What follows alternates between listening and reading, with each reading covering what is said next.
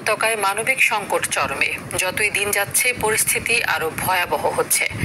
ঘরবাড়ি ছাড়া নির্দেশে দিশেহারা উত্তর গাজার বাসিন্দারা।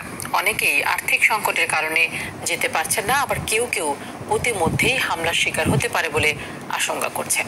এদিকে গাজায় যুদ্ধ বন্ধ ও জিম্মি মুক্তির দাবিতে তেল আবিবে বিক্ষোভ হয়েছে লন্ডনেও। ইমতিয়াজ আহমেদের রিপোর্টে থাকছে বিস্তারিত।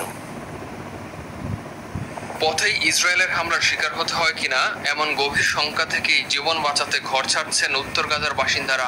গত রাতে গাজা শহরের এক শিশু হাসপাতালের উপর চালানো হয় একের পর এক বোমা হামলা। গাজার স্বাস্থ্য মন্ত্রণালয় বলছে সেখানে কোনো প্রাণহানি না হলেও হাসপাতাল ছেড়ে পালিয়ে যেতে বাধ্য হয়েছেন অন্তত 40 রোগী। হামলা সত্ত্বেও চিকিৎসকদের সঙ্গে রয়ে গেছেন শিশু ও গুরুতর অসুস্থরা।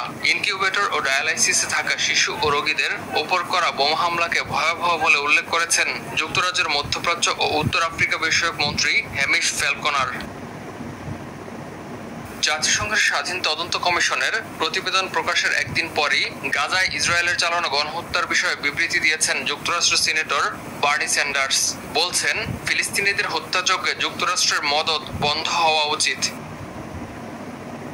এদিকে গাজা যুদ্ধ বন্ধ ও হামাসের হাতে জিম্মি থাকা বন্দীদের মুক্তির দাবিতে রাজধানী তেল আবিবে ইসরায়েলি প্রধানমন্ত্রীর বাসভবনের সামনে বিক্ষোভ করছেন শত শত মানুষ। তারা অভিযোগ করছেন, নেতানিয়াহু যুদ্ধ থামানোর পরিবর্তে হামলার তীব্রতা আরো বাড়াচ্ছেন।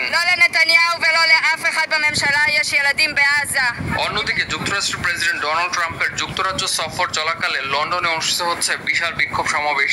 বিক্ষোভকারীরা ফিলিস্তিনি পতাকা হাতে যুদ্ধ বন্ধের দাবি জানান। British people to make their feelings known about the fact that they hate Donald Trump, they hate his politics. Imtiaz Ahmed, RTV।